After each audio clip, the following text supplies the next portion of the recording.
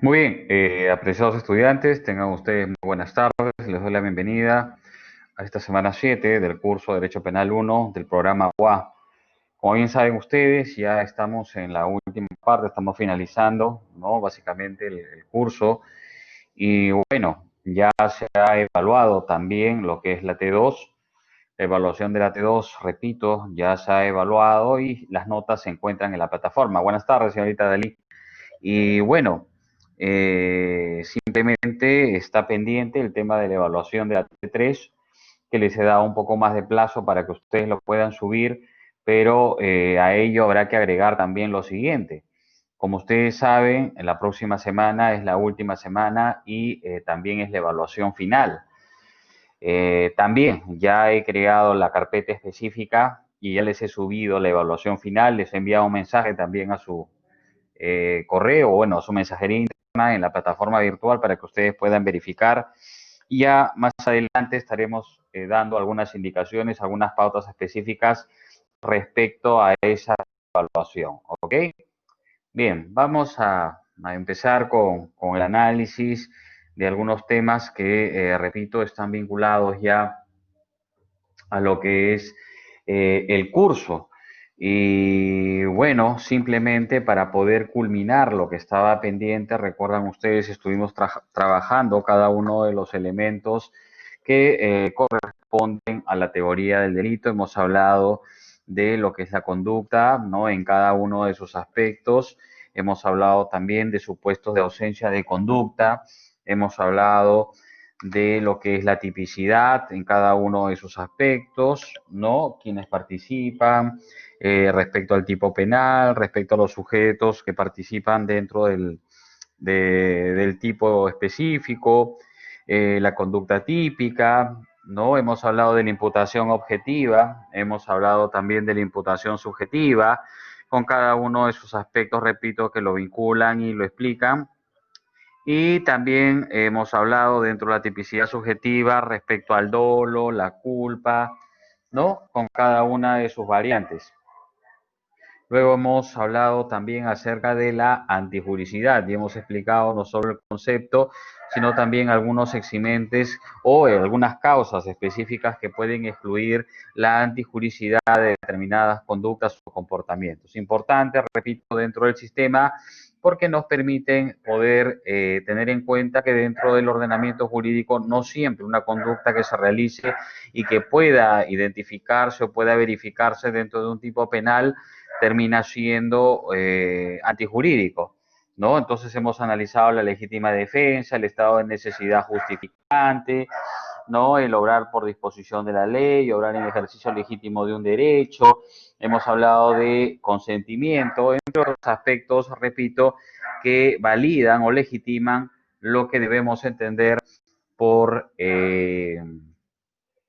básicamente antijuricidad y las causantes o exigentes de responsabilidad o de antijuricidad de una conducta. Ahora vamos a hablar primero, para ya culminar con los elementos de la teoría del delito, vamos a hablar de la culpabilidad. Bueno, en este caso, hablar de la culpabilidad, como ustedes bien saben, y ya lo había mencionado también en la clase pasada, es hablar de, en principio, la conciencia que tiene la gente, ¿no? Respecto a la antijuricidad de su acción. Ojo, buenas tardes, señor Eduardo. Entonces, repito, habrá que tener presente, habrá que tener en cuenta, en principio, ese marco.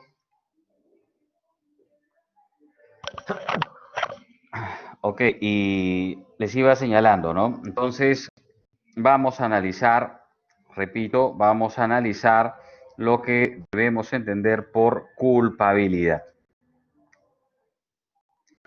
Bien, entonces, lo primero que podemos mencionar o lo primero que podemos señalar respecto a ese ámbito es que, repito, la culpabilidad la podemos entender como la conciencia que tiene la gente respecto de la antijuricidad de su acción.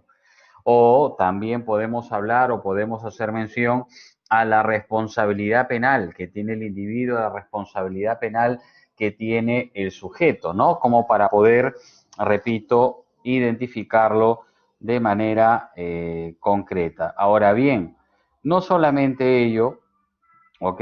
Recuerden, no solamente ello, sino que la culpabilidad, yo les di una definición la clase pasada, la culpabilidad está relacionada también, evidentemente, a un marco de verificación, a un marco de actuación, o en todo caso verificar, ¿no? Verificar que esa conducta se le puede imputar o se le puede reprochar al sujeto, ¿no? Que se le puede, repito, imputar o que se le puede reprochar al sujeto.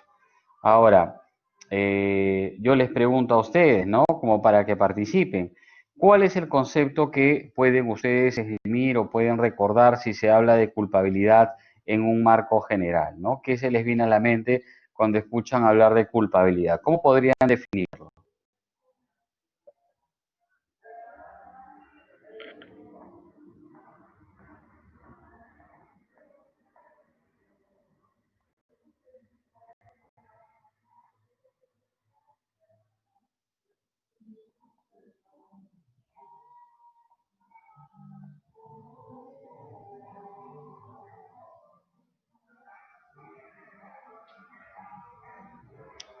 Pueden participar, no hay ningún problema.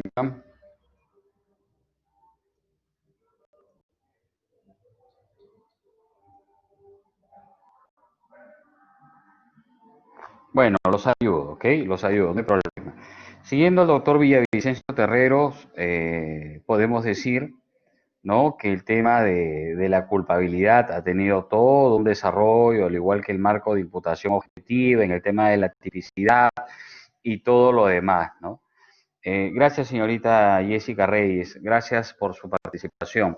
Esto me va a servir para poder decirles algo. Jamás vayan a el tema de la tipicidad subjetiva, el elemento culpa, con culpabilidad como elemento de la teoría del delito. Por favor, ojo, ¿no? Recuerden bien esto. Jamás confundan lo que es dentro de la teoría del delito, lo que es la culpabilidad, con la culpa dentro de lo que es, repito, la tipicidad subjetiva. La culpa como un elemento de tipicidad subjetiva, ¿no? La culpa como un elemento de la tipicidad subjetiva sí es un actuar con negligencia, con imprudencia, con impericia, pero cuando hablamos ya de culpabilidad como un elemento de la teoría del delito, pues todo el sistema cambia, porque estamos hablando de un componente distinto. Hablamos de la culpabilidad personal, hablamos respecto a las características por las cuales se le puede imputar o se les puede reprochar responsabilidad penal, repito, al sujeto. ¿Ok? Entonces, repito, habrá que tener presente, habrá que tener en cuenta que la culpabilidad personal se basa en las características personales del sujeto para poder atribuir responsabilidad, dejando de lado, ya saben ustedes, ¿no? Cualquier, en principio, elemento que pueda generar un tema de actuación real respecto a la atribución de culpabilidad. Ahora, la culpabilidad por el hecho atribuye responsabilidad, recuerden ustedes, al sujeto en relación a la conducta, ¿no? Al hecho cometido por este individuo. Recuerden, dejando de lado cualquier característica personal. Ahora, se entiende dentro de este marco también, y por favor, para que puedan tenerlo presente, para que puedan tenerlo en cuenta, que cuando hablamos de culpabilidad, vuelvo a repetir, hablamos pues de esa conciencia que tiene la gente respecto a la antijuridicidad de su acción y que se le puede imputar en base a ello, en base a su actuación, en base a su relación con el hecho punible, en base a su calidad también personal, etc., una responsabilidad penal. ¿Ok? ¿Cuáles son, de alguna manera, en marco general, ¿no? El tema de marco general, los elementos que pueden identificar la culpabilidad, ¿no? ¿Cuáles vendrían a ser los elementos que, repito, de alguna manera conforman la culpabilidad?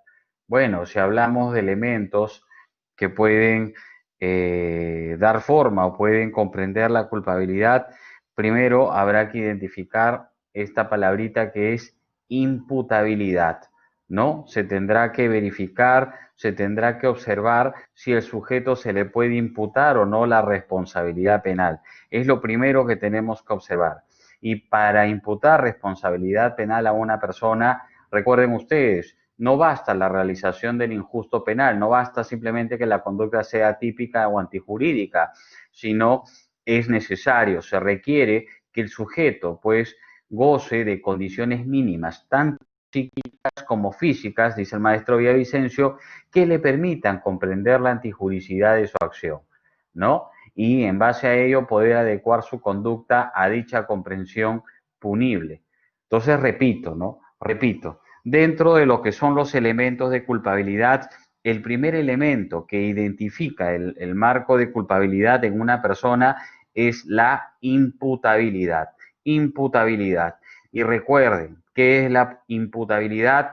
Es la responsabilidad, ¿no? Es la responsabilidad que se puede dar a una persona.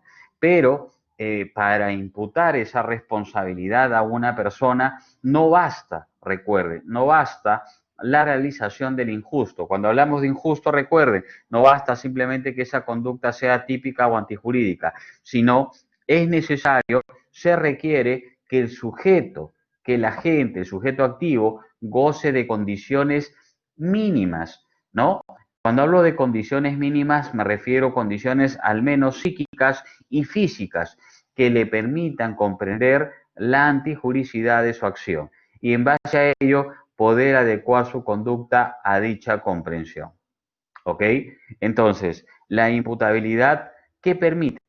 ¿Qué nos facilita a nosotros como operadores dentro del sistema de justicia o futuros operadores dentro del sistema de justicia?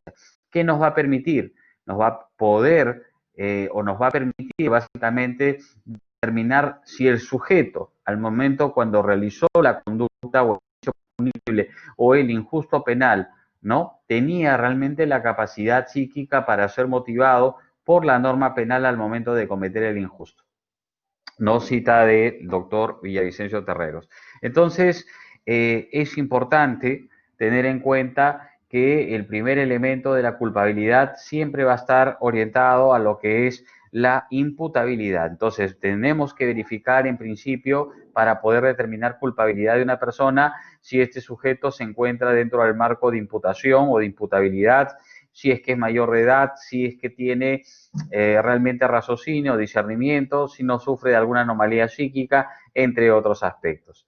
Entonces, repito, habrá que tener presente, habrá que tener en cuenta el mismo Código Penal en el artículo 20, en el inciso 2, habla de que los menores de 18 años de edad, por ejemplo, son inimputables, ¿no? Son inimputables. Lo primero que deberíamos tener en cuenta es que para poder imputar responsabilidad penal, el sujeto no solo debe haber cometido el injusto, el tema de la tipicidad y antijuricidad, sino también debe tener como mínimo 18 años de edad, ¿no? También se habla dentro de las causas de inimputabilidad, y esto está en el inciso 1 ya del mismo artículo 20, ¿no? Como eximentes de responsabilidad, el tema de la anomalía psíquica, ¿no? También grave alteración de la conciencia y la alteración de la percepción. Ahora, estos son evidentemente causas que pueden eximir de responsabilidad, pero básicamente de inimputabilidad, porque así se le considera dentro de la normativa. Ahora la pregunta vendría a ser, ¿no? ¿Qué es una anomalía psíquica para poder tenerla en cuenta dentro de las causas de inimputabilidad, ¿no? Repito, dentro de las causas de inimputabilidad. Bueno, ahora vamos a detallar todo eso, ¿ok? Ahora vamos a, repito, de cada uno de esos elementos, ¿ok? A ver, ¿qué dice, profesor? ¿Qué variables se debería reajustar en el código del niño adolescente para que una doctrina jurídica para que los niños adolescentes dejen de ser inimputables y se les pueda castigar como adultos? Ejemplo, Trujillo, los sicarios juveniles, y es algo común.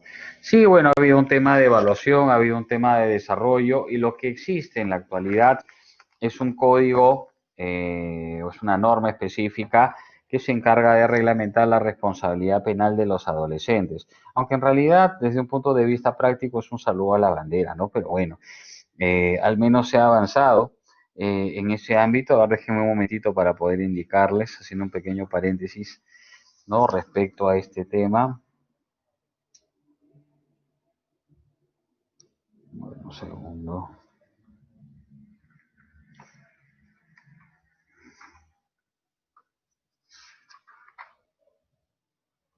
Ok, se llama Código de Responsabilidad Penal de los Adolescentes. Ok, mediante decreto legislativo 1348 del 7 de enero del 2017. Ya hay un Código de Responsabilidad Penal de los Adolescentes. Pero, de todas maneras, el tema de actuación o aplicación es totalmente distinta a un proceso penal normal, llamémoslo así, ¿no? Es totalmente distinto. Y bueno, incluso el proceso de responsabilidad penal de los adolescentes, si bien es cierto, se asemeja al proceso penal ordinario en el nuevo Código Procesal Penal, investigación preparatoria, etapa intermedia, etapa de juzgamiento, tiene, repito, sus propias características, tiene sus propias disposiciones, ¿no? Entonces, aquí habrá que ver pues el tema de la jurisdicción, la actuación también del ministerio, policía, ¿no? La defensa legal que tiene el adolescente, ¿no? Entre otras formalidades, entre otros aspectos que se pueden dar, como el tema de la sanción y todo ello. Pero bueno, repito, es distinto, ¿no? Es distinto el tema de actuación, es distinto el tema de afectación. Lo que debe quedar claro es que, y bueno, sigue todavía arraigado eso dentro de estos sistemas, el tema realmente de poder aplicar una pena efectiva, una pena real respecto a la comisión de un acto delictivo, se da para las personas que tienen 18 años de edad. Menores de 18 años de edad ya se tiene que aplicar específicamente esa normativa que se ha creado específicamente para poder regular o sancionar a los menores que puedan cometer algunas conductas delictivas, ¿no? A ver, por ejemplo, simplemente como ejemplo, a ver un momentito, vamos a buscar la norma.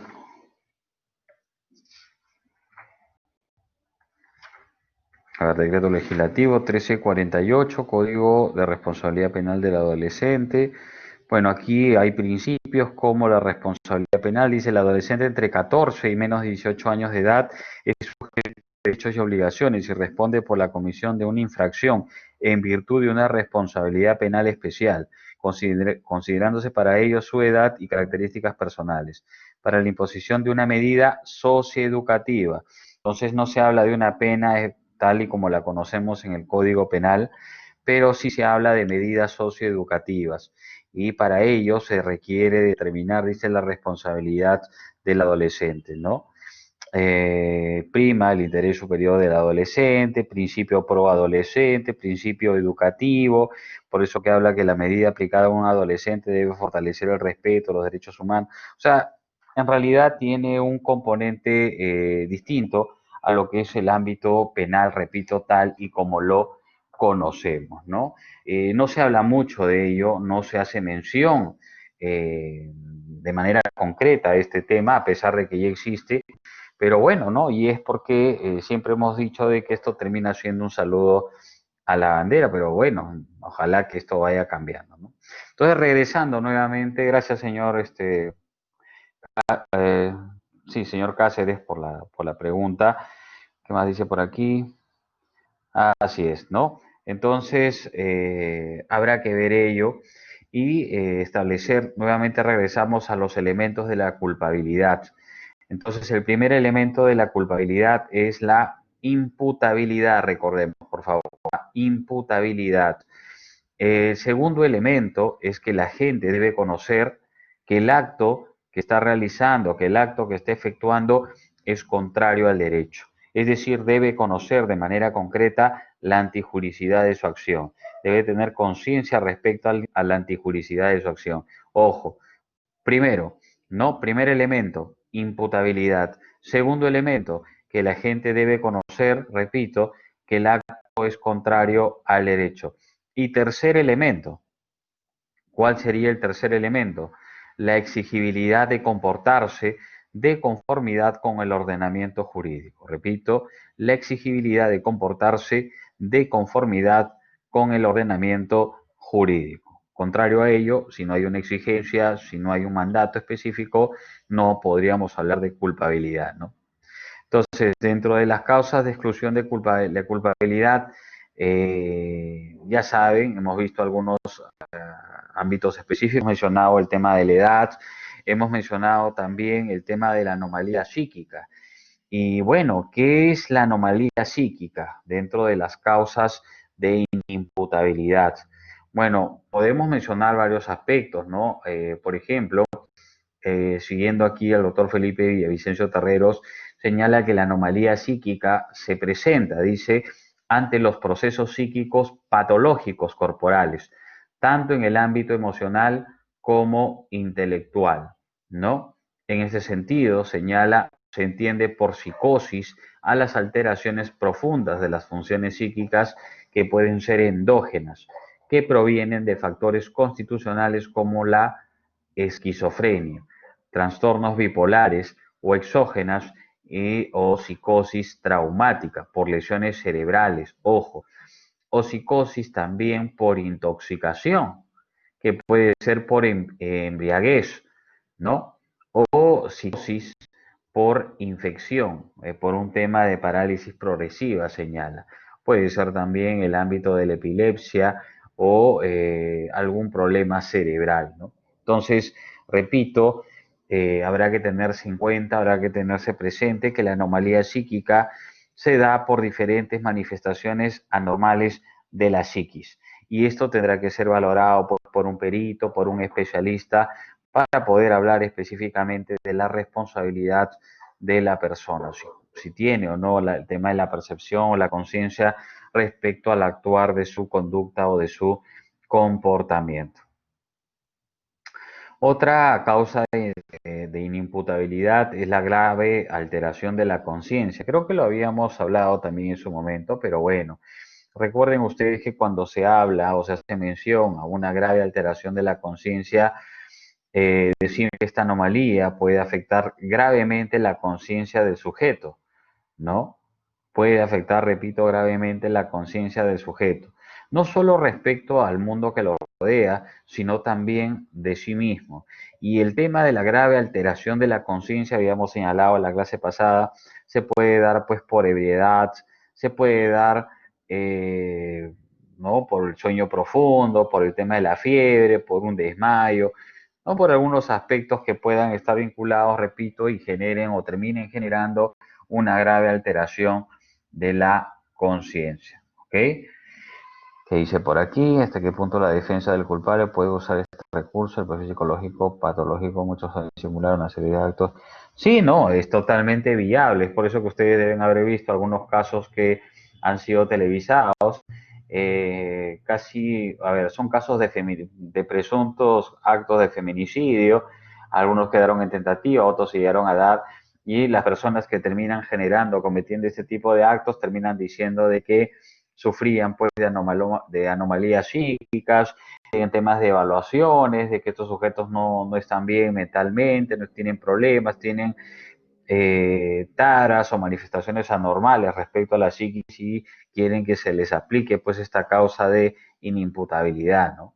Solicitan que se aplique. Pero bueno, eso ya, repito, lo va a determinar. Sí, sí, es un mecanismo, es una medida que se utiliza mucho en este tipo de casos, cuando ustedes ya ejerciten la práctica profesional, se van a dar cuenta que en el tema de los alegatos o los argumentos de defensa que plantea una de las partes, siempre está relacionado, o casi siempre está relacionado en gran parte, en realidad, respecto a estos temas, ¿no? O anomalía psíquica o grave alteración de la conciencia, que el sujeto estaba totalmente drogado, que no tenía percepción de las cosas, estaba totalmente ido, que el sujeto estaba en un estado de tenía una percepción real de lo que estaba sucediendo, ¿no? Entre otros aspectos, ¿no? Es lo que tratan de argumentar, pero ojo, repito, esto no es simplemente argumentarlo, sino que tiene que pasar por una evaluación, tiene que ser observado, tiene que ser valorado y tiene que haber un informe un informe científico de un especialista, de un médico o de alguien que tenga la capacidad para poder determinar si realmente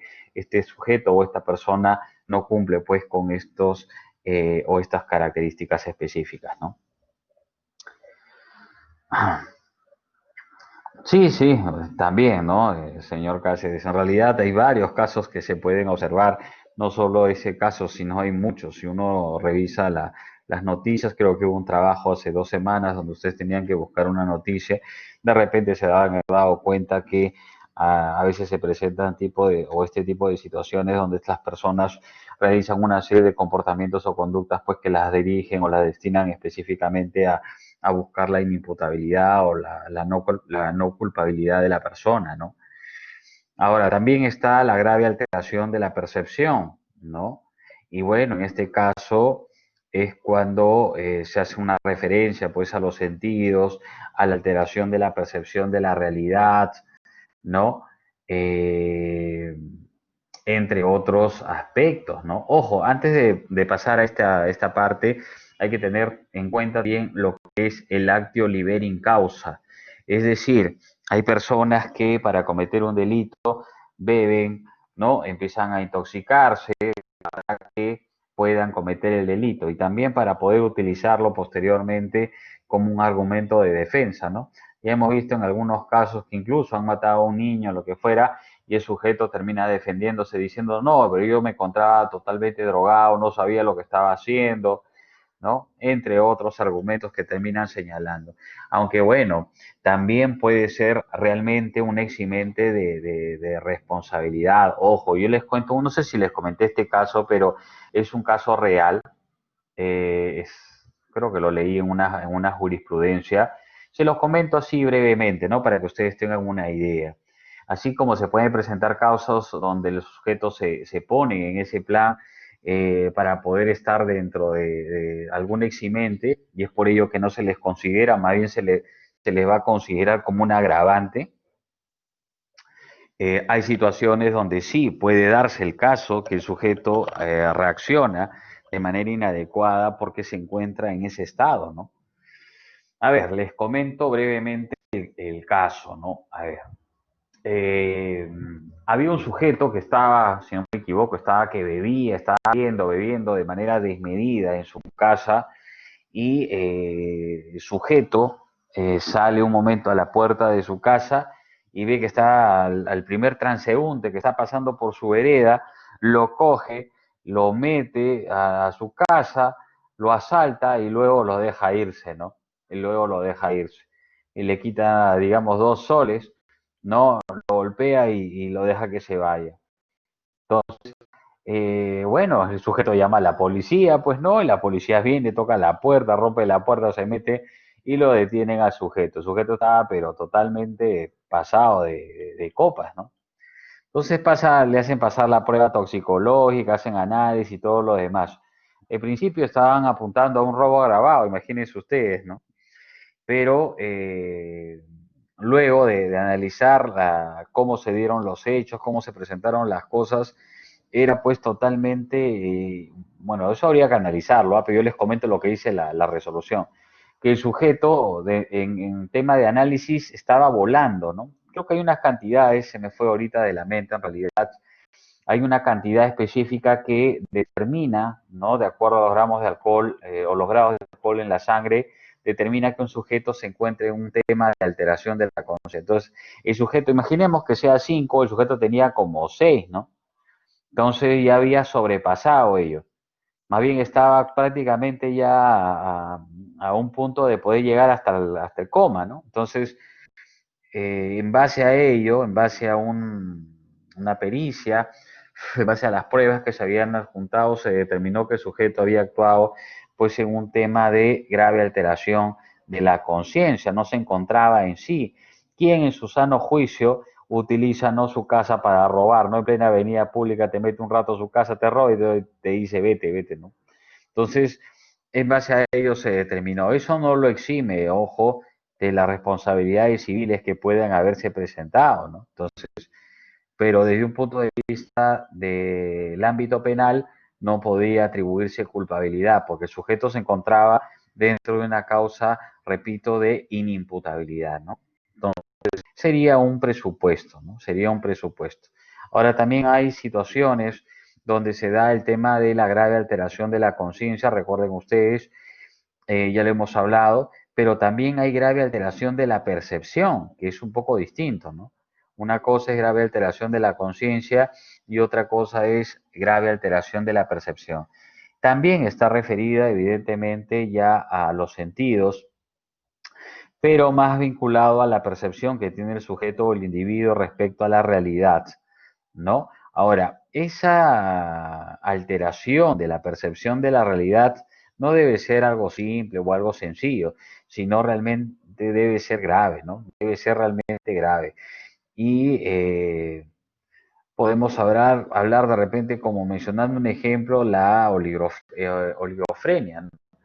Es decir, una persona que no tiene la capacidad realmente para poder analizar o poder distinguir si la conducta es correcta o no. Entonces, la grave alteración de la percepción se fundamenta, recuerdan ustedes, en un criterio biológico natural que está dirigido a evaluar, ¿no?, todas las dimensiones biológicas de los sentidos.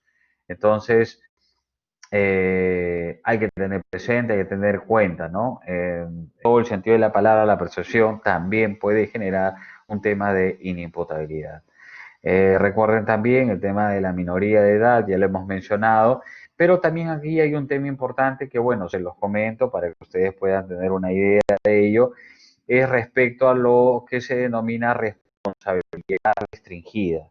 No existe dentro del Código Penal algún elemento específico en el cual se puede restringir la responsabilidad penal de los sujetos o de las personas. Podemos hacer mención aquí, ¿no?, que un sujeto de 18 a 21 años tiene responsabilidad restringida y se establece por eso una pena distinta, ¿no?, a otras a personas que tengan mayor edad. También se habla de responsabilidad restringida a las personas mayores de 65 años, ¿no? Entonces, serían algunas causas que pueden, en algunos supuestos, eximir de responsabilidad y en otros casos disminuir prudencialmente la culpabilidad de las personas. Otra causa de exclusión de culpabilidad, ¿ok?, podría ser el error de prohibición.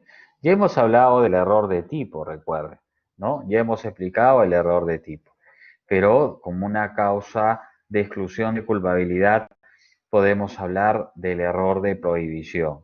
Y bueno, el error de prohibición, recuerden ustedes, se presenta cuando falta el conocimiento de la ilicitud del hecho, ¿no?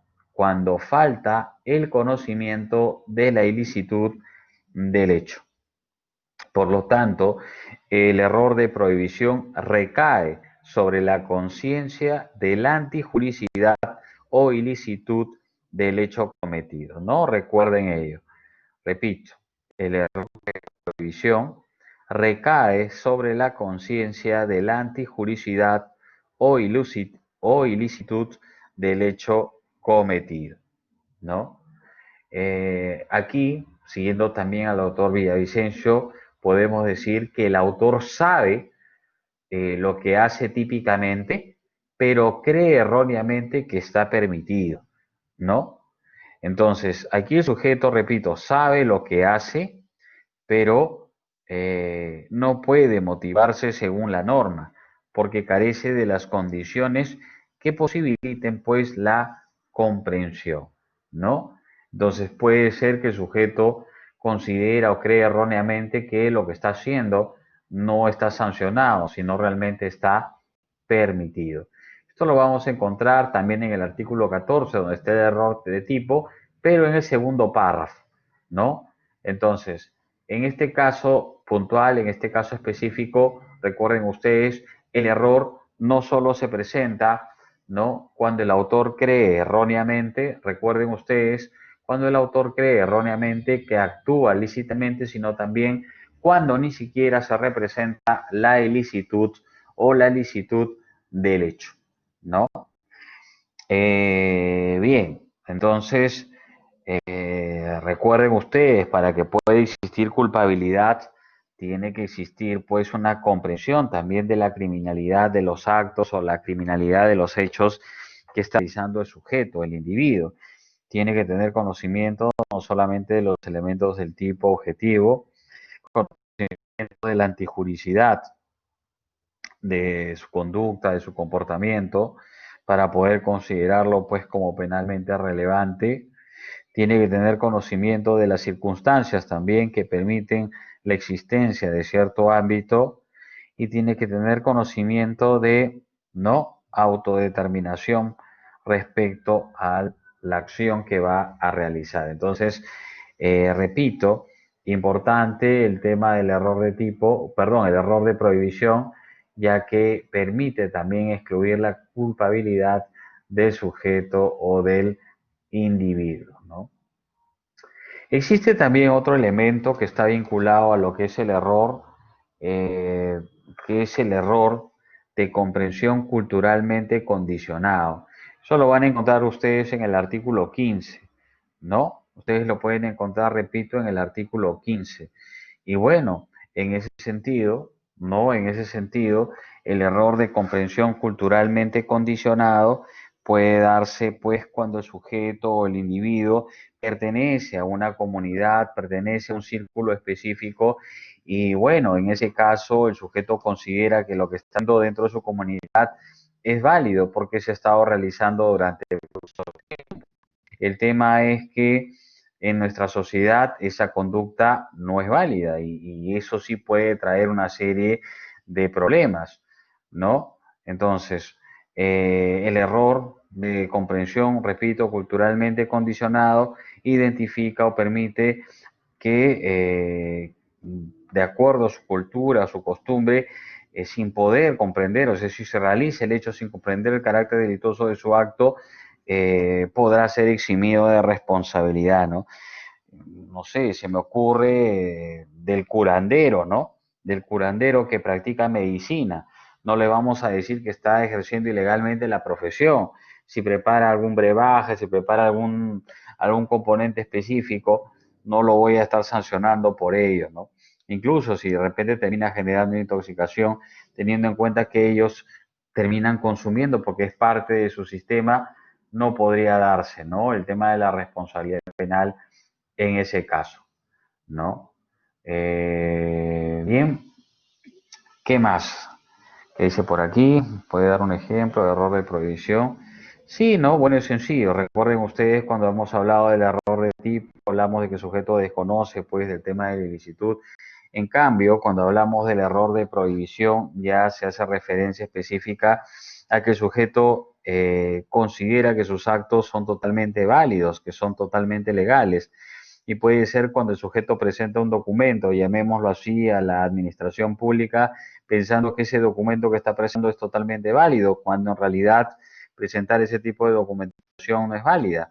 Podría generar un tema de responsabilidad.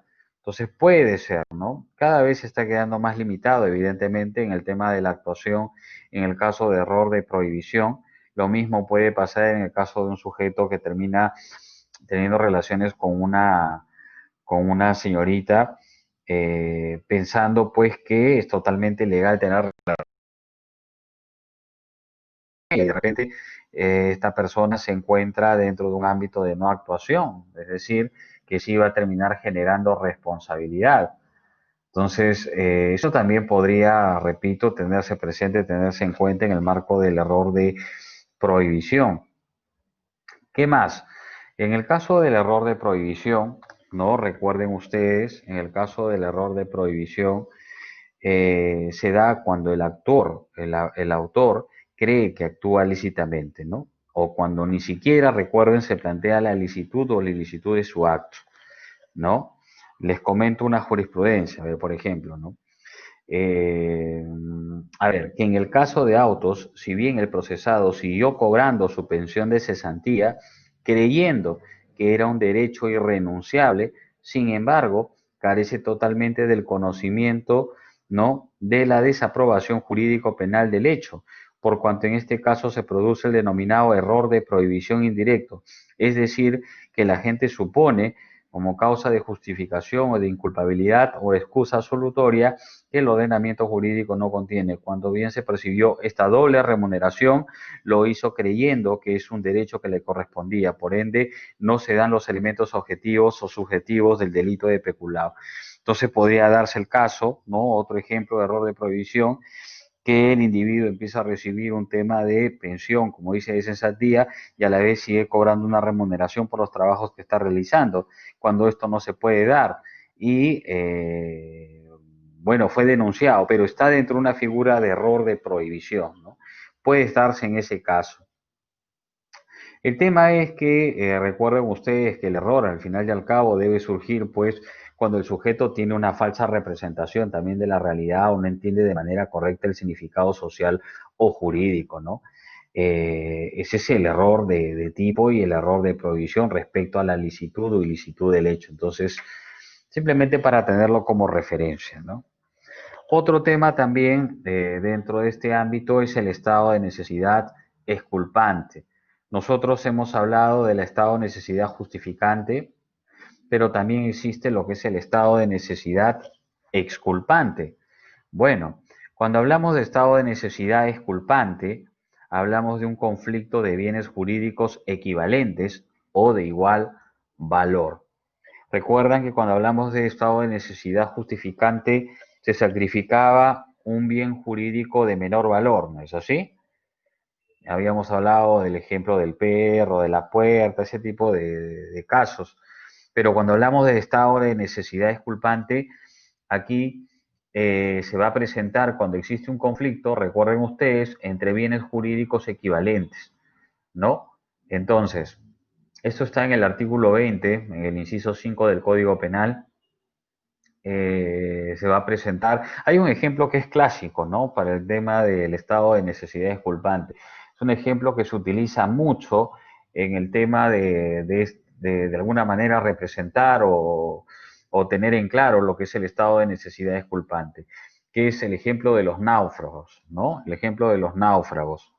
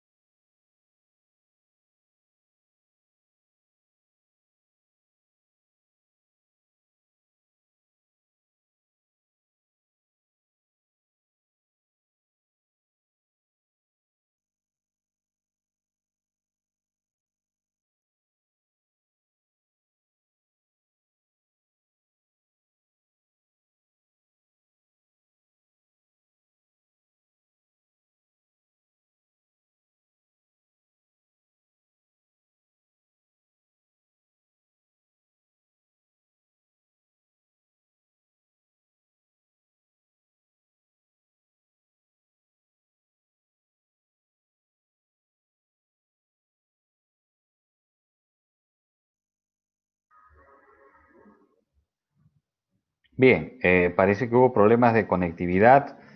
Me había quedado explicando el ejemplo del estado de necesidad disculpante. Estaba diciendo que un ejemplo claro de este tema es el ejemplo de los náufragos.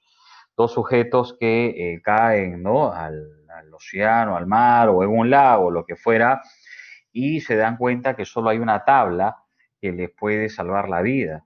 El problema es que la tabla, tal y como está, solo puede salvar la vida de uno de ellos. Entonces empiezan a nadar hacia la tabla y una vez que llegan empiezan a pelear y uno de ellos mata al otro para poder quedarse en la tabla, ¿no? Entonces, tal y como está planteado en este caso, el sujeto mata o lesiona un bien jurídico equivalente, ¿no? Porque ambos son derecho a la vida para poder sobrevivir, ¿no? Entonces sería también un tema de una causa, pues, de exclusión de culpabilidad, ¿no? Un estado de necesidad exculpante, ¿no? Un estado de necesidad exculpante. Pero tiene evidentemente quedarse pues en un marco de racionalidad, ¿no? No va a poder decir, no, tenía que salvar mi vida y de repente era una tabla grande que podía soportar hasta 10 personas, ¿no? Entonces, evidentemente tiene que darse dentro de un marco de racionalidad. Aunque hay otro elemento también importante, y es lo que habíamos mencionado en la clase pasada, que puede estar vinculado evidentemente a un tema pues de eximente también de culpabilidad o responsabilidad. Me estoy refiriendo al miedo insuperable, ¿no? Al miedo insuperable. Esto lo vamos a encontrar también en el artículo 20 del Código Penal, en el inciso 7, ¿ok? Aquí se regula el miedo insuperable. Pero, ¿qué es el miedo insuperable? ¿O qué deberíamos entender por miedo insuperable como un eximente o una causa, repito, de eximente de responsabilidad o de culpabilidad? Dice que, siguiendo también al maestro Villavicencio, que el miedo insuperable es un estado psicológico personalísimo, ¿no? Es lo primero que podríamos decir. Repito, el miedo insuperable es un estado psicológico personalísimo que obedece a estímulos o causas no patológicas, ¿no?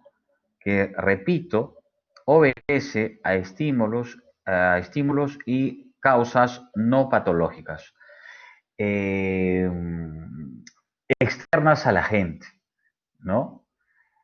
Recuerden también que este miedo que se dé o que se genera, ¿no? Tiene que darse dentro de un marco donde termine generando una afectación de alguna manera a la percepción que tiene la persona. Es decir, el miedo debe ser insuperable, es decir, no debe dejar otra posibilidad al sujeto en el momento de actuar, ¿no? Este miedo es superior, supera cualquier componente de resistencia o algo que pueda realizar o que pueda tener específicamente este individuo. Eh, Debe también, dice, enfrentar un mal igual o mayor, ¿no? Habrá que evaluar en todo caso la proporcionalidad, en este caso, de los temas que se pueden estar presentando. Por eso que se habla de algunos requisitos, ¿no? Ya que para considerar un miedo insuperable, este miedo, que es un estado, recuerden ustedes, psicológico de índole individual, ¿no? Y que se debe producir a consecuencia de estímulos externos, ¿no? Debe ser también insuperable, es decir, difícil de resistir, ¿no? Difícil de resistir. Eh, el estímulo que causa el miedo, ¿no? El estímulo que pueda causar el miedo, tiene que ser real, tiene que ser una amenaza real, eh, tiene que operar necesariamente, repito, un tema de miedo, de riesgo, amenaza hacia el sujeto para que éste pueda reaccionar o pueda hacer. A ver, trabajo para ustedes, así algo rápido. ¿Qué ejemplo podrían dar ustedes de miedo insuperable? A ver, un ejemplo de miedo insuperable.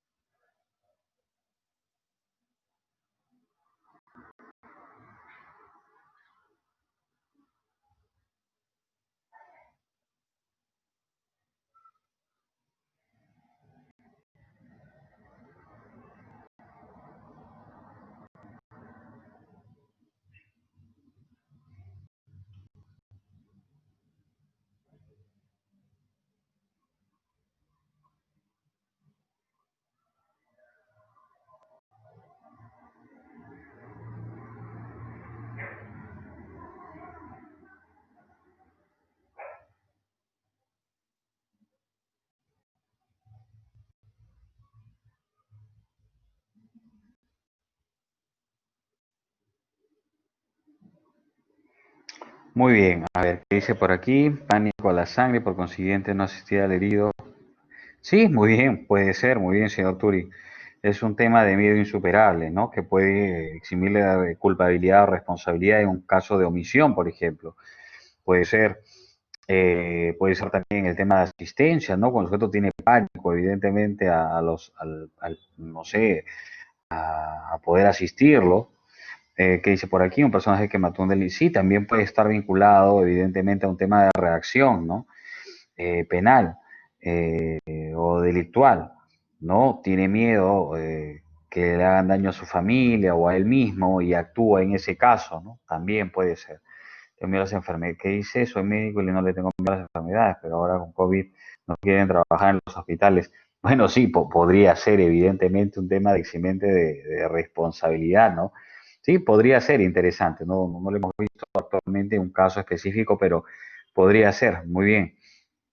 ¿Qué más dice por aquí? Un salvavidas está en el mar a salvar a otra persona y sabe nadar, pero ve una ola muy grande y deja ahogarse que va a salvar, que hay una marea demasiado alta. Sí, también, muy bien, sí, por supuesto.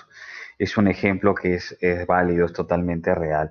Muy bien, entonces ahí tienen ustedes 4 ejemplos que pueden utilizar, ¿no? Para este tema en específico. Muy bien, con ello estaríamos culminando ya lo que son los elementos que conforman la teoría del delito, ¿no? Ya de manera concreta, ¿no?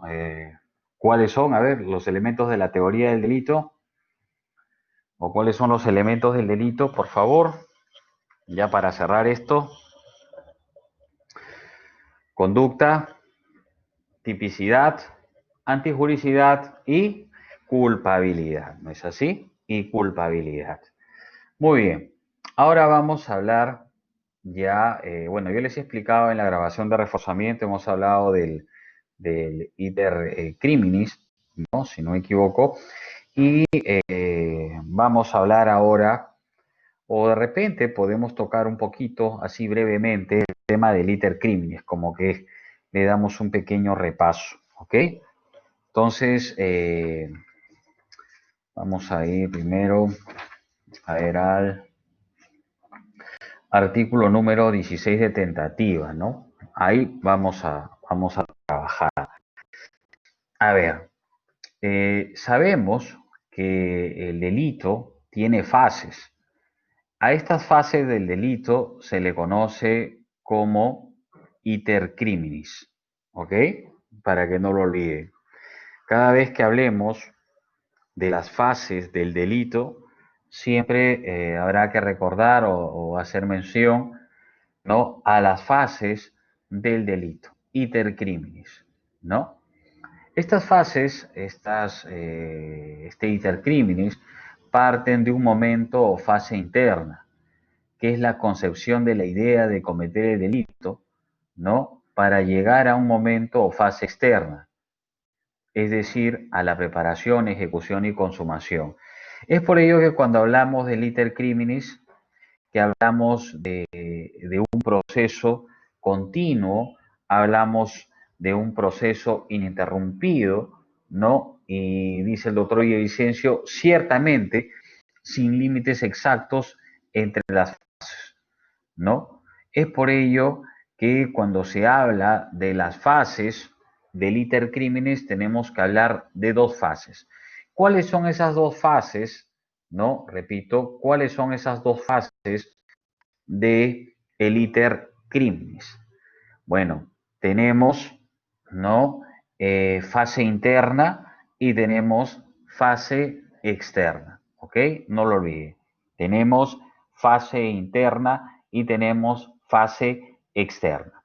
Ahora bien, en ese sentido, habrá que tener en cuenta que la fase interna es básicamente dentro de este ámbito impune, ¿no? Impune. Es decir, no hay sanción, porque claro, está en la cabeza de la persona y no, un poco difícil poder tener conocimiento de ello, ¿no? Y tenemos la fase externa, que evidentemente sí tiene ahí sus propias prerrogativas, que ahora los vamos a ver, que tiene también sus etapas, y bueno, habrá que ver en qué puntos pueden ser punibles, en qué puntos pueden quedar en grado de tentativa y en qué grado pueden consumarse. Entonces hablemos primero de la fase interna. La fase interna está clasificada en tres etapas, ¿ok? Tenemos la ideación, tenemos la deliberación moral y tenemos la decisión o resolución criminal, ¿ok? Repito, ideación, deliberación y decisión o resolución criminal. A ver, pregunta para ustedes. ¿Qué debemos entender por ideación?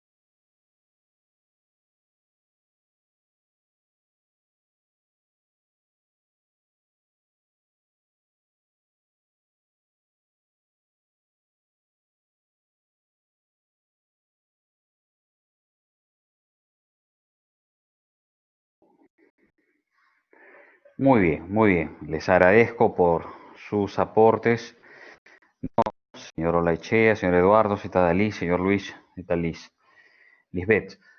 Bien, entonces debemos tener en cuenta que la ideación ¿no? Es aquella etapa, ¿no? Donde se elabora mentalmente la posibilidad de cometer un delito, ¿no?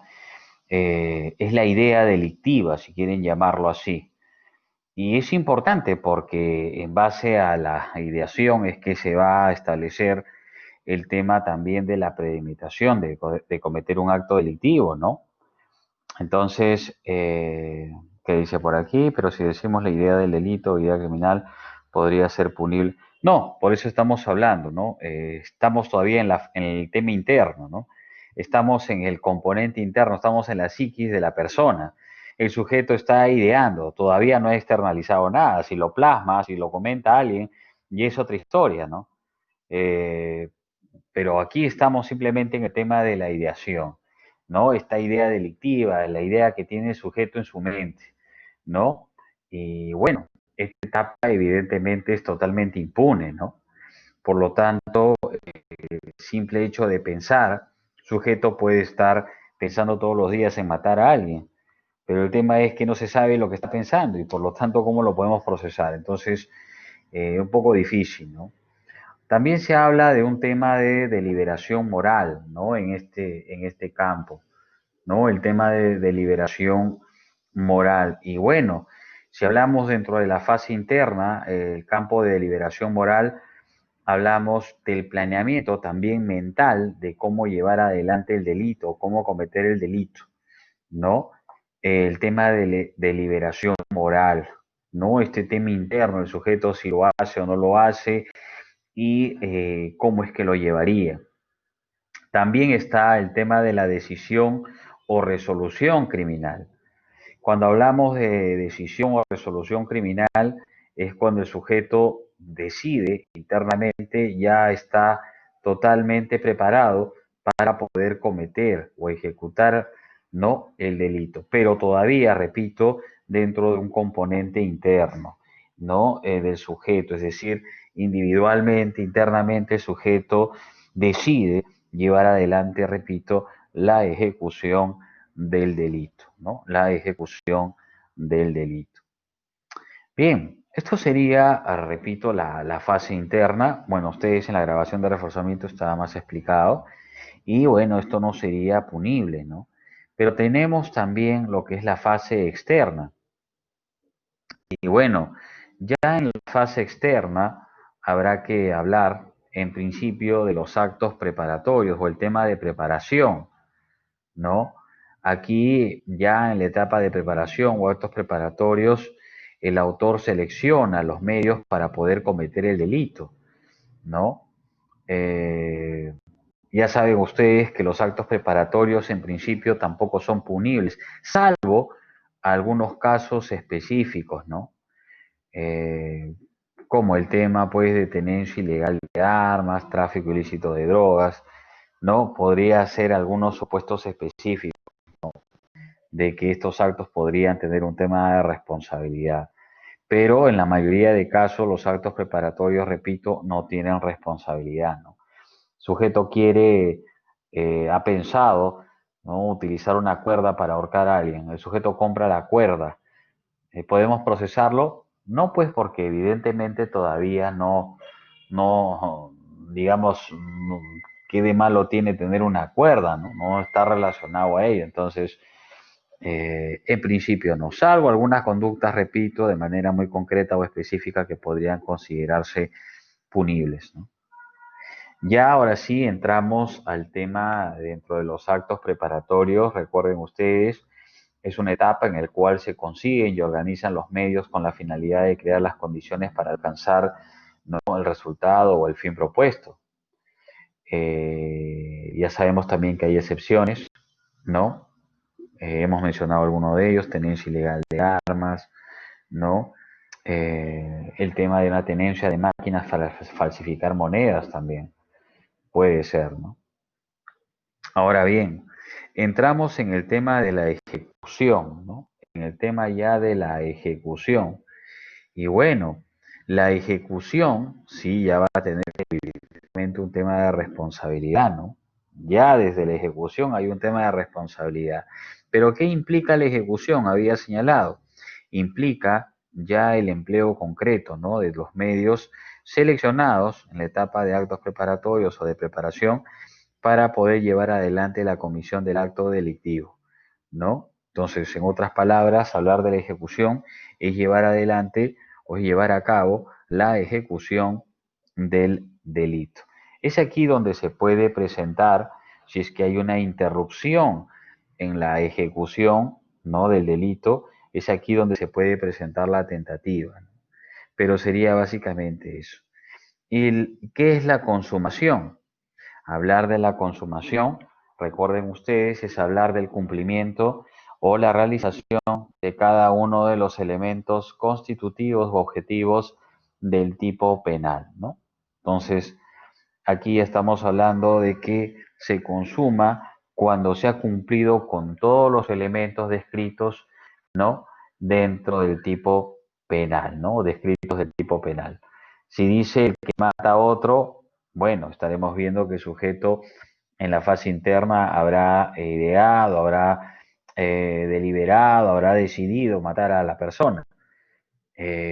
Para ello compró un cuchillo, compró un arma o lo que fuera, ¿no? Actos preparatorios, y ha decidido ejecutarlo. Entonces el sujeto va, se pone su capucha, espera cerca a su casa, está viendo que el sujeto está por llegar a la casa, se va acercando, ¿no? Y el sujeto se abalanza, ¿no? O digamos, se va encima de la persona para acuchillarlo o simplemente lo apunta para disparar, pero se le traba el arma de fuego o cuando lo va a acuchillar, simplemente le genera un rasguño y se rompe la punta del cuchillo, ¿no? Y simplemente le genera una lesión. O simplemente se le cae el arma o lo atrapan o lo que fuera, y no termina consumándolo, simplemente se interrumpió la ejecución. Esa ejecución puede quedar en grado de tentativa. Contrario a ello, si el sujeto se acercó y disparó en el pecho de esa persona y le quita la vida, o le dispara en la cabeza y lo mata de manera inmediata al sujeto, estamos viendo que se consumó el delito. Entonces, creo que queda claro dentro de la fase externa tanto el tema de la preparación, tanto el tema de ejecución y tanto de la consumación. El tema de la tentativa, ahora sí, ya vamos a ingresar a la tentativa, vamos a explicar un poco lo que es la tentativa. Habrá que decir que la tentativa es a ver qué dice por aquí, es cuando se interrumpe la ejecución por agente externo, caso contrario, desistimiento de ejecución. Sí, sí, sí, señor Turing, ahora justo vamos a refrescar nuevamente ese tema, ¿no? Entonces, hablamos de tentativa, recuerden ustedes, cuando nos referimos a la interrupción, ¿no?, del proceso de ejecución tendiente a alcanzar la consumación del delito. Así de sencillo, ¿no? Cuando les pregunten a ustedes qué es la tentativa, sencillo, ¿no? Sin hacernos mucho problema, sin hacernos mucha ola en el tema del concepto, la tentativa es la interrupción del proceso de ejecución tendiente a alcanzar la consumación del delito, ¿no? No olvidar ello.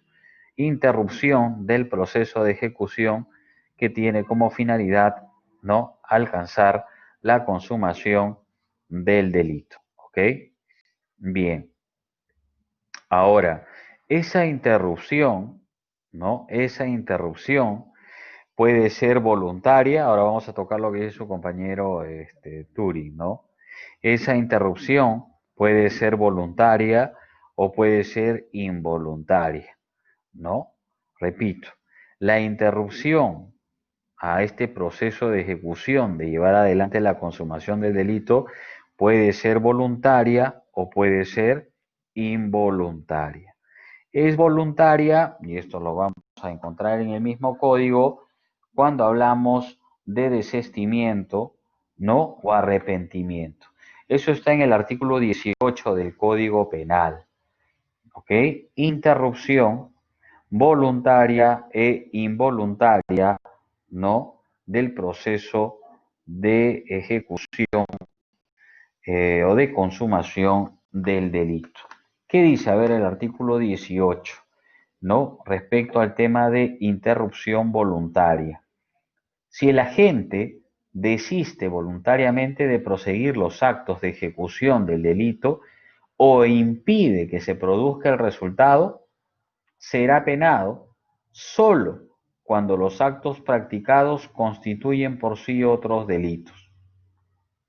Bueno, en todo caso, tal y como está planteado, si el sujeto se desiste voluntariamente, como dice la norma, de proseguir los actos de ejecución del delito, ¿no?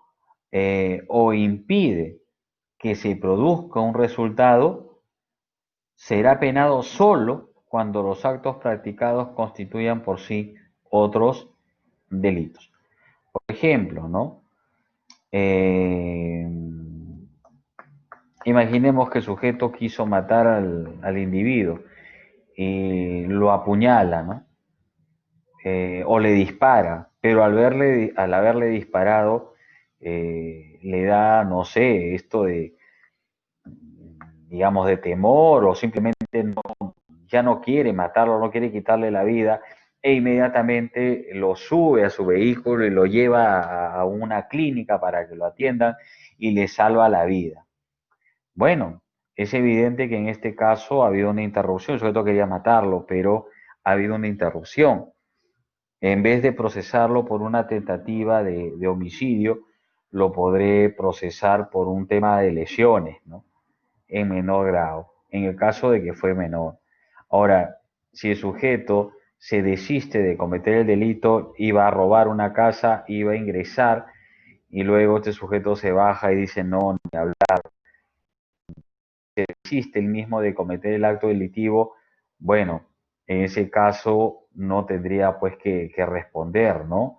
De alguna manera penal, pero sería piña pues si lo atrapan justo bajando, porque va a decir que quedó el grado de tentativa, que el sujeto quería ingresar. Pero bueno, y ese es un tema práctico, ¿no? Ese es un tema ya de prueba en todo caso, en ese caso específico. Ahora, también hay interrupción, dije, de manera involuntaria, ¿no? Que puede darse pues por factores externos, ¿no? Por factores tanto humanos como accidentales, ¿no? El sujeto que lleva a una menor a un descampado para poder violarla, ya está que se baja, digamos, la ropa y de repente un sujeto lo ve e interrumpe y lo empieza a golpear y lo atrapa, ¿no? Entonces hay un tema de interrupción externa, involuntaria. También puede ser accidental, ¿no? Puede ser un tema accidental. El tema es que siempre debe quedar claro que cuando hablamos de la tentativa, siempre tenemos que hablar de una interrupción, recuerden ustedes, del proceso de ejecución, ¿no?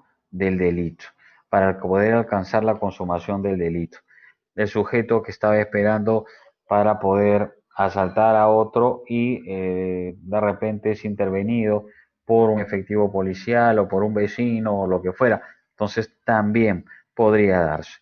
¿Qué es lo que dice el artículo 16 del Código Penal? Dice, en la tentativa, el agente comienza la ejecución de un delito que decidió cometer sin consumarlo. No, esto ya es básicamente desde un punto de vista normativo. Y señala también que el juez reprimirá la tentativa disminuyendo prudencialmente la pena, ¿no? Es lo que establece en todo caso en ese sentido, ¿no? A ver, ¿qué condiciones deben existir para poder configurar una tentativa? A ver, ¿qué condiciones deberían darse para que pueda existir tentativa? Se señala también desde un punto de vista doctrinario que debe existir un dolo, ¿no? Un dolo en la actuación del agente. Repito, debe existir un dolo en la actuación del agente, ¿no? Un dolo en la actuación del agente. Que se encuentre también en pleno desarrollo la etapa ejecutiva, ¿no? Del delito que se ha planificado. Y que se haya, pues, de alguna manera también interrumpido ¿no? La consumación del delito. Porque si se ha consumado, pues ya no estamos ante la tentativa, ¿no? Sino estamos hablando ante consumación. ¿Ok? Bien. Hay otro tema también que es lo que se denomina la tentativa inidónea, ¿no? Tentativa inidónea. ¿Y qué es la tentativa inidónea? ¿No? ¿Qué deberíamos entender nosotros por tentativa inidónea? O delito imposible, como también se le conoce, ¿no? En la doctrina. Esto lo vamos a encontrar en el artículo 17 del Código Penal y dice lo siguiente, ¿no? No es punible la tentativa cuando es imposible, dice la consumación del delito, ¿ok? No es punible cuando es imposible la consumación del delito por la ineficacia absoluta del medio empleado o absoluta impropiedad del objeto. A ver, tienen unos minutitos para que me busquen un ejemplo de cada uno de ellos. Artículo 17, ¿no? Tentativa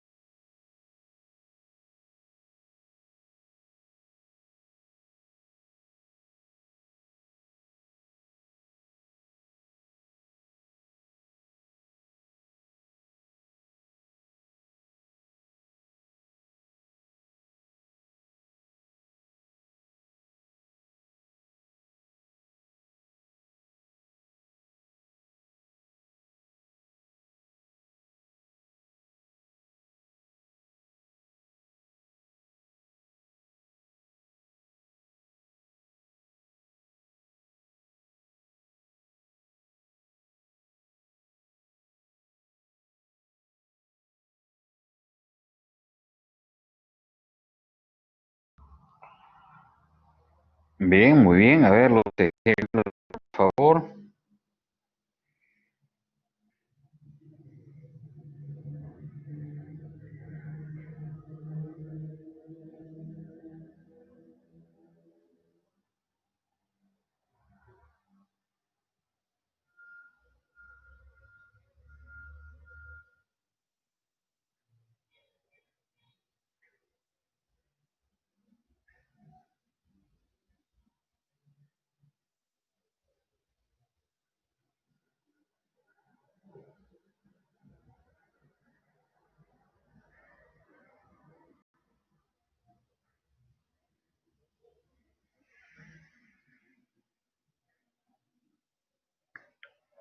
A ver.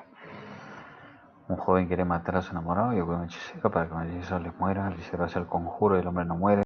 Sí, también, por supuesto. No sería un tema de tentativa inidónea. Muy bien. Bueno, les ayudo, ¿no? Recuerden ustedes que la tentativa inidónea supone, ¿no? Supone que el resultado perseguido por el autor es absolutamente imposible, ¿no? Es imposible. Ahora, esto debido a la inidoneidad, ¿no? Del medio empleado, la impropiedad del objeto. Ahora, esto se puede dar pues cuando, digamos, por la ineficacia absoluta del medio empleado, ¿no?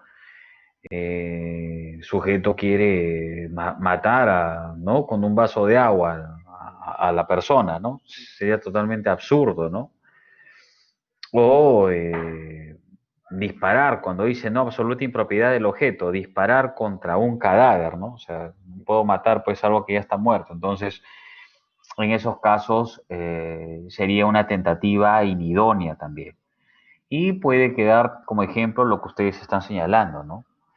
También podría ser. Entonces, esto sería un tema de tentativa inidónea, repito, y que no se encuentra sancionado, no se encuentra penado. ¿Ok? Bien, vamos a hablar ahora de otro tema que también es no menos importante, y me refiero a lo que es el tema de autor,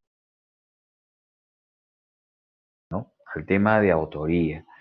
Entonces, para poder hacer referencia, para poder hablar de autoría, habrá que analizar también cada uno de los componentes que puede formar este tema. Por ejemplo, por ejemplo, habrá que el concepto de autor, habrá que el concepto de coautor, de autor, también el tema de participación e instigación. Entonces, repito, habrá que analizar cada uno de esos temas o cada uno de estos componentes. ¿Ok? Bien, ¿dónde encontramos, no en la normatividad, en qué parte encontramos aquí en la normatividad lo referente a autor, ¿no? Ustedes que ya están realizando sus evaluaciones, sus trabajos, ¿en qué artículo específico, repito, vamos a encontrar el tema de autor o de autoría, ¿no? A ver qué dicen.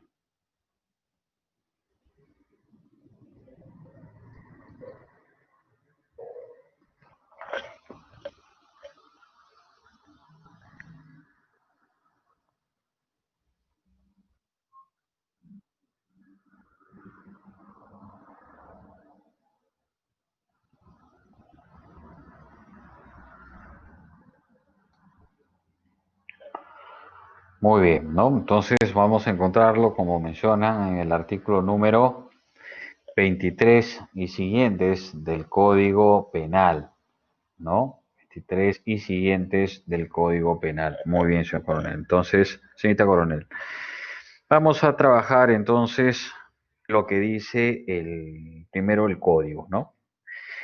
El código en el artículo 23 dice, El que realiza por sí o por medio de otro el hecho punible, ¿no?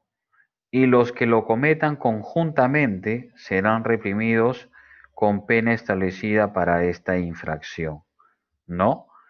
Entonces, aquí no habla específicamente ni de autor ni de coautor, pero se entiende de esta redacción ya desde un punto de vista dogmático que existe diferencias respecto a la participación en la comisión del acto delictivo.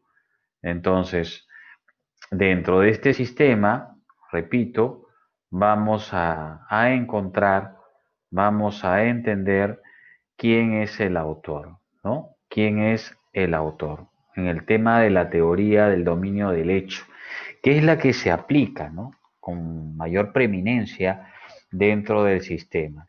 Recuerden ustedes que esta teoría del dominio del hecho es dada por Belsen, ¿no? Y es la que tiene, vuelvo a repetir, mayor acogida, tanto a nivel doctrinario como jurisprudencial en el sistema penal peruano. ¿Qué considera la teoría del dominio del hecho?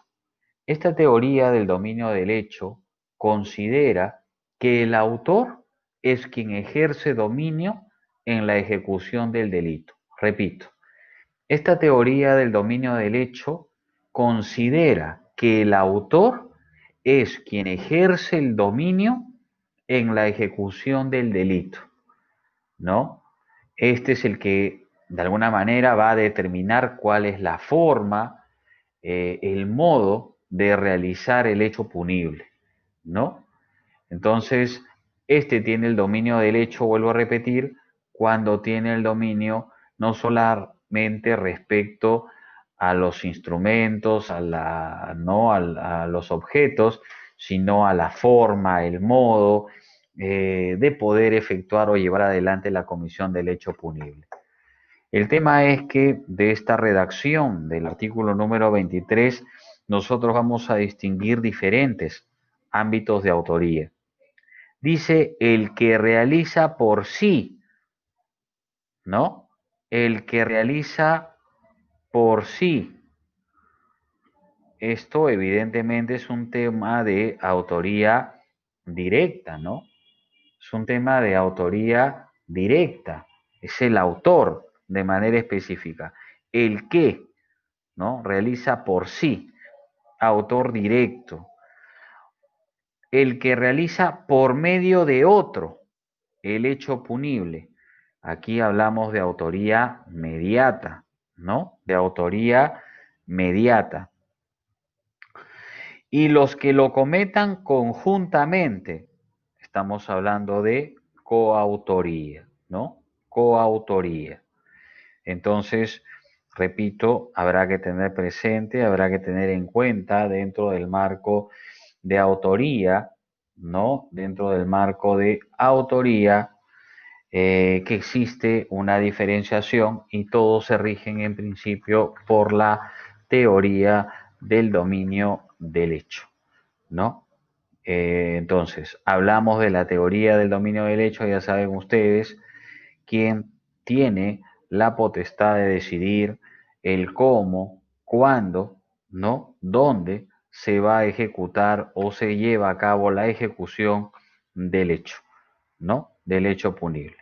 Entonces, ¿quién es el autor? ¿No? ¿Quién es el autor? En tema de concepto, en tema de definición, en marco general, ¿quién vendría a ser el autor? El autor, a ver, escuchen por favor, el autor es quien se puede o es a quien se le puede imputar como propio, ¿no? La comisión del delito. Es el suyo, el evento criminal. Si queremos citar al maestro Muñoz Conde, él dice de que el autor directo es el que realiza, valga la redundancia, de modo directo y personal el delito, ¿no? Peña Cabrera dice, el autor directo es a quien se le va a imputar la acción por referirse a la realización directa de los elementos objetivos y subjetivos del tipo penal. Y ya para redondear la idea, el maestro Villavicencio señala de que autor directo es el que tiene el dominio del hecho. Ojo, es el que tiene el dominio del hecho. Es decir, aquel sujeto que tiene un poder de conducción de todos los acontecimientos de forma tal que le es posible encauzarlo hacia el objeto determinado, es decir, hacia un fin específico, hacia un resultado específico, ¿no? Hacia un resultado específico. Ese es el autor, ¿no? Ese es el autor. Quien realiza, quien tiene el dominio del hecho, quien tiene el dominio del cómo y cuándo, ¿no? Se va a llevar adelante la ejecución del delito. Autor directo, sujeto quiere matar a B, compra un arma, busca a B y le dispara en el pecho y lo mata, ¿no? Sujeto quiere cometer una estafa, quiere estafar a B, falsifica documentos, realiza una serie de gestiones e induce error a B y lo estafa, ¿no? Autor directo. Podemos hablar también de lesiones, ¿no? El sujeto que va, se acerca y le mete un golpe al otro sujeto y lo lesiona, autor directo. El tema de aborto, ¿no? La señorita que va, busca no sé, a ver, a una partera o cualquier sujeto para que le practique el aborto y lo logra. Autor directo, no un tema de autoaborto, la mujer, ¿no? Un tema de autoaborto. Entonces, eso sería un tema de autoría directa. El que realiza por sí, quien tiene el dominio del hecho. Ahora, existe también lo que es la autoría mediata, ¿no? En la autoría mediata hay todo un tema de trabajo, hay todo un tema de desarrollo también doctrinario en ese ámbito. Y bueno, de repente no vamos a trabajar todo lo que ello conlleva, pero sí al menos los aspectos más importantes, ¿no? Cuando hablamos de autoría mediata, decimos de que en principio es el sujeto, ¿no? El autor mediato es el sujeto que se sirve del actuar de otra persona, ¿no? Repito, es el sujeto que se sirve del actuar de otra persona, en principio que puede ser un intermediario o un sujeto no responsable penalmente, que puede ser un menor o otro inimputable, como hemos mencionado hace un buen rato ya, para poder llevar adelante la comisión del acto delictivo. Esta era la concepción primigenia, no base de lo que era digamos, la figura de autoría mediata, ¿no? En el componente, digamos, general, repito.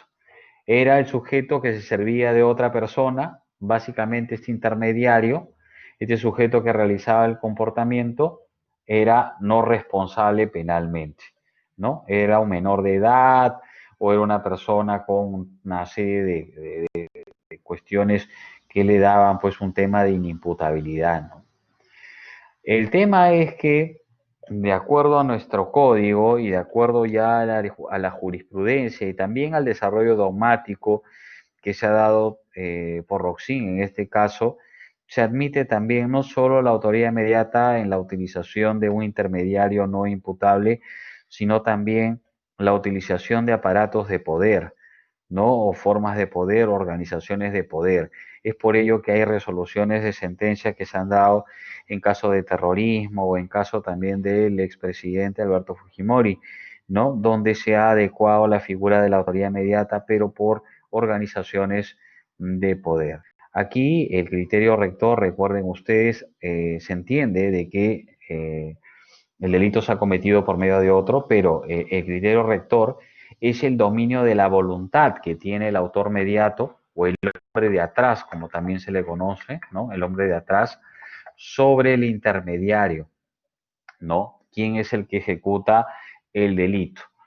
Repito, la primera corriente doctrinaria, dogmática, es que en la autoría mediata siempre se utilizaba un intermediario para que pudiera configurarse la autoría mediata a un intermediario no responsable penalmente, o sea, era impune, ¿no? Pero, repito, esto ha ido variando y ahora se habla de la autoría mediata por dominio de organización. Y en este caso es un tema de desarrollo dogmático por parte del maestro Roxin, ¿no? Que lo realiza en el 99, si no me equivoco, y realiza todo un sistema importante de actuación y de manejo para poder trabajarlo, ¿no? Entonces, es un supuesto especial de autoría diferente al clásico, que determina que es viable, que se puede ejecutar o se pueda llevar adelante la comisión de un acto delictivo utilizando intermediarios, pero dentro de un aparato, dentro de un ámbito de poder o de organización, ¿no? Bueno, aquí el autor, recuerden ustedes, no necesita coaccionar, no necesita engañar al sujeto, al ejecutor, ni siquiera requiere conocerlo, ¿no? Basta simplemente que esté dentro de una organización jerárquica donde el individuo pueda ordenar que se pueda llevar adelante la comisión de un hecho específico para poder configurar, ¿no? El tema de una autoría mediata. Siempre tiene que existir, recuerden ustedes en estos casos, un tema de estructura jerárquica donde el sujeto ordena o manda que se lleve adelante, repito, la ejecución del delito. Y tenemos también dentro de este tipo penal, bueno, dentro de este artículo específico del Código Penal, dice, y los que cometan conjuntamente. Bueno, aquí nos estaremos refiriendo ya específicamente a lo que se conoce o se denomina como coautoría, ¿no? Coautoría. ¿Y qué es la coautoría? Aquí también podemos mencionar al maestro Muñoz Conde, él lo va a definir como la realización en conjunto de un hecho punible, ¿no? Así de manera muy sencilla. ¿Qué es la coautoría? Es la realización en conjunto de un hecho punible, que evidentemente es realizada pues por varias personas, ¿no? Es realizada por varias personas que colaboran, dice él, de manera consciente y voluntaria, de acuerdo a una división de funciones, a una distribución de funciones de índole necesaria, ¿no? De índole necesaria. Entonces, creo que queda claro que cuando hablamos de coautoría siempre vamos a hablar de la realización del hecho punible, pero de manera conjunta. Y eso lo menciona incluso el mismo código, ¿no? El mismo código.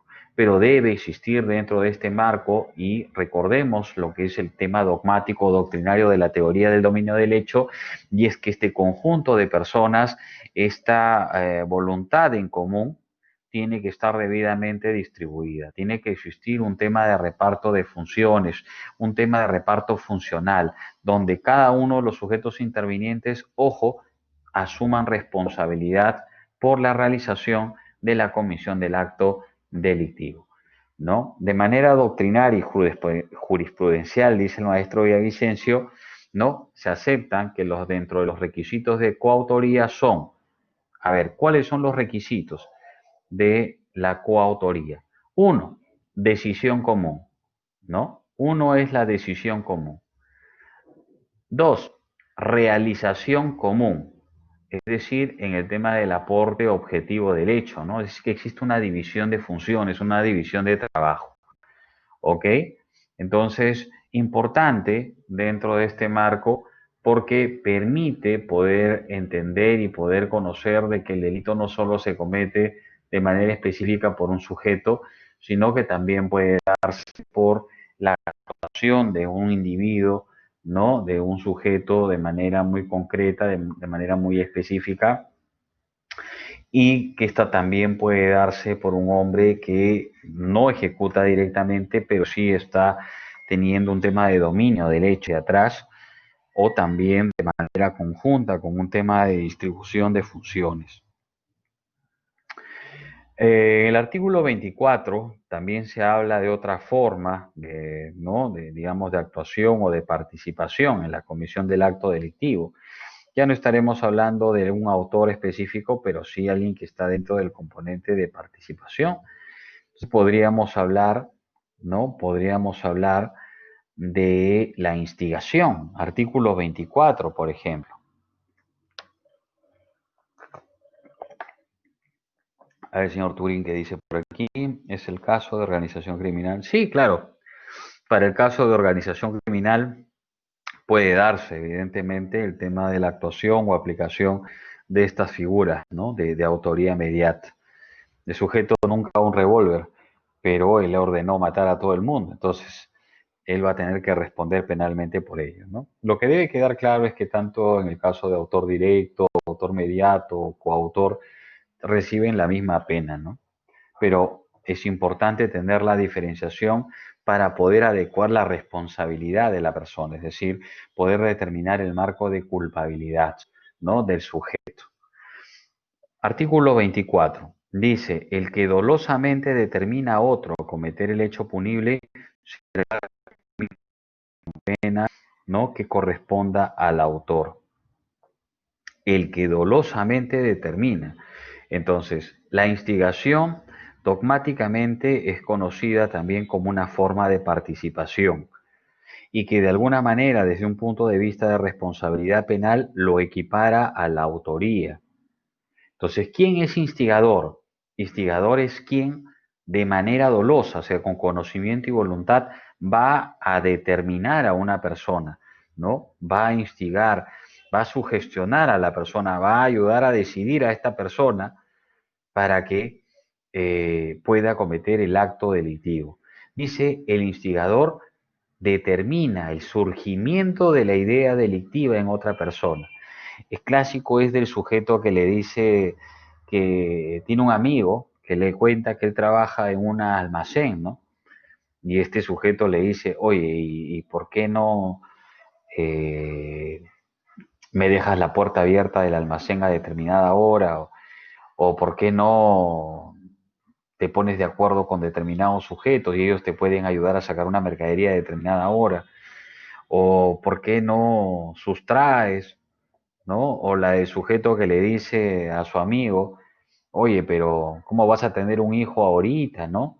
Yo conozco a una persona que está ayudando a realizar abortos y ¿por qué no llevas a tu enamorada para que le realice el aborto? Engáñale ahí, dile que le van a hacer su ecografía y, ¿no? Y que le practiquen el aborto. Entonces, estos son instigadores, determinan en el sujeto siempre este tema de surgimiento de idea delictiva. Ellos no van a cometer el hecho, ¿no?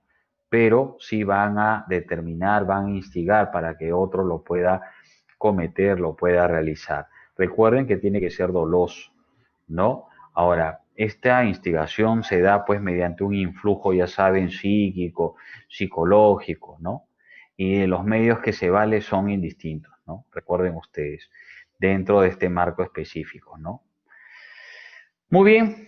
Eh, Consultas, dudas, por favor, respecto a este tema que se está tratando. Falta todavía hablar de participación en el tema de la complicidad primaria y complicidad secundaria, ¿no? Pero preguntas, por favor, hasta este punto.